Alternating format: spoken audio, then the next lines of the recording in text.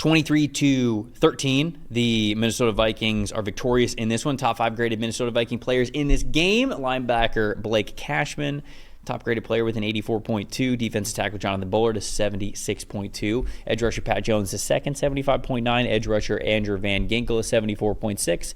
And offensive tackle Ryan O'Neal is 74.5. Sam Darnold in this game, an elite 90.8. The other side of things for the Tennessee Titans, defensive tackle Jeffrey Simmons on the top of the list at an 88.7. Wide receiver Calvin Ridley, a 79.6. People might be looking at it and be like, oh, wow, that's a high number for Calvin Ridley, but he didn't really have a very productive day. I'll tell you why that's a high number, and that's correct for Calvin Ridley in a second. Edge rusher Sebastian Joseph Day with a 77.4. Offensive tackle J.C. Latham, a 73.0. And wide receiver Nick Westbrook-Akine with a 70.9. Will Levis in this one, 69.8. Not bad. Not terrible. I think Will's been getting better since he's been out in the lineup. So I've enjoyed watching Will Levis over the last couple of weeks. Can I just do my stat that told the story first? Because I want to hit on the Calvin Ridley one. Absolutely. To me, the stat that told the story, because this is a 10-point game, right? I think closer than people maybe thought it was going to be. I don't know, over the last couple of weeks, it's not like the Vikings have absolutely been demolishing teams, and Titans obviously played a little bit better last week. So I think people thought that this, Vikings soundly win, but 10-point game is pretty close. I mean, you got a shot there. You're within striking distance. To me, the stat that told the story is the Titans' penalties. And we talk about the refs every year. Refs are a factor for games, for sure.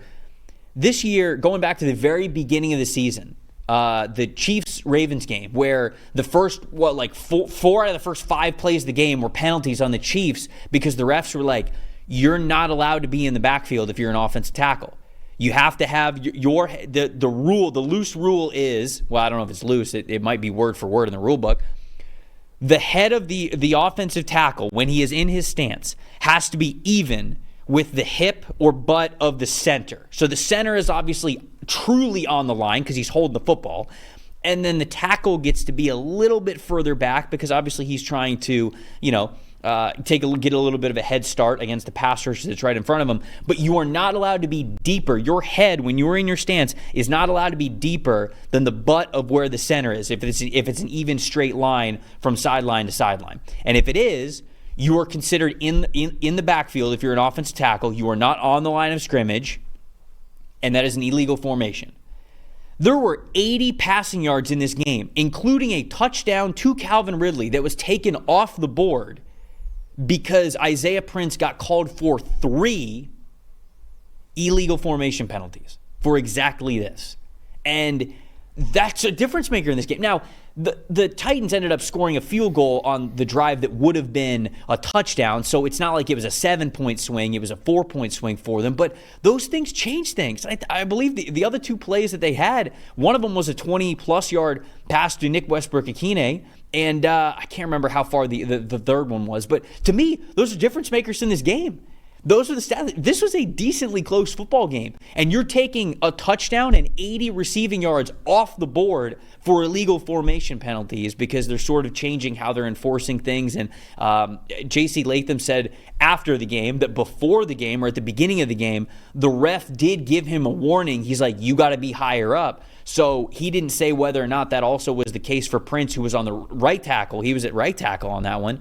But very clearly, it was something that was continuing to be called, and 3 really killer penalties that I think actually told the story in this one. Yeah, I mean, that's the first thing when you teach an offense. So you have to get lined up right. I would think it wouldn't happen 3 times, right? I know we've seen this from some other teams. I know Jawan Taylor is the guy who's famous for it, but I mean, 3 times is inexcusable because you never know what happens on those plays. Like you mentioned, that's 3 explosive pass plays that they lost on that, and it's just. Well, I mean, to me, it's kind of that those are the things that bad teams do. I mean, is that not why the Titans have only won 2 games this season? No, unfortunately. At least part of it. I mean, these are the little things that you have to have the details down on if you're going to win football games in the NFL. For me, stat that tells a story, I think one of the things that makes a good offense really good, and one of the things Kevin O'Connell's really good at is creating production on early downs, right? We talk about it all the time. That's what you want, right? 3rd and 4th down can be unstable. If your offense is good in early downs, then you got a good offense. Okay, 5.2 yards per play on first and second down in this game. EPA per play right around 0, but that's heavily tilted because of the lost fumble in the first quarter. It was a drop pitch, a toss sweep kind of thing that Aaron Jones dropped, and it was a turnover. Without that fumble, which happened on the first drive of the game, actually a positive .133 EPA per play on early downs. Sam Darnold on early downs, 92.9 passing grade.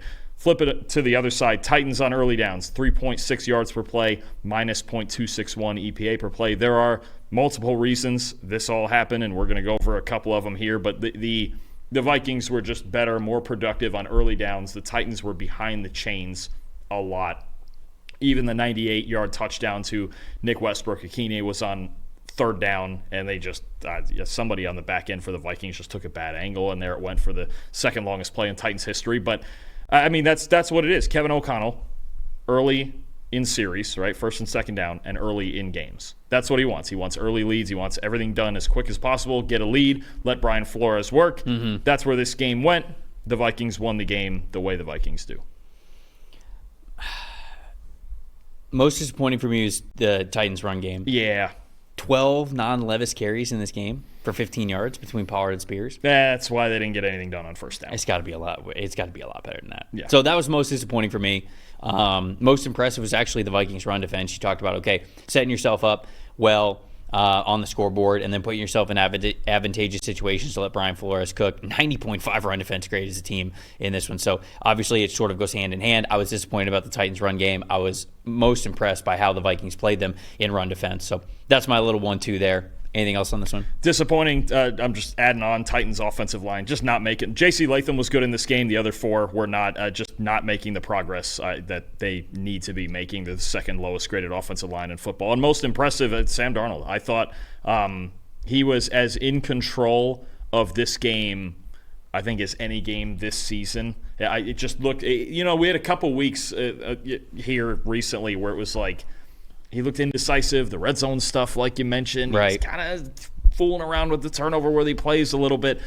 He was decisive. I thought he was confident getting to his second read. He was confident on the move. Maybe it's because they're playing the Titans and it's a game they're favored in. They're better than the Titans. But I thought this was as calm and cool as Sam Darnold played in any game all season. If he keeps playing like that, they're obviously already 8-2, still in division contention. I mean, obviously we talk about the Lions and just assuming they're going to win the division. But, I mean, Minnesota's got 8 wins, and they're just about a shoo-in for the playoffs. And Darnold, I think there was parts of last week where it got better, but this week I think he really got back on the horse.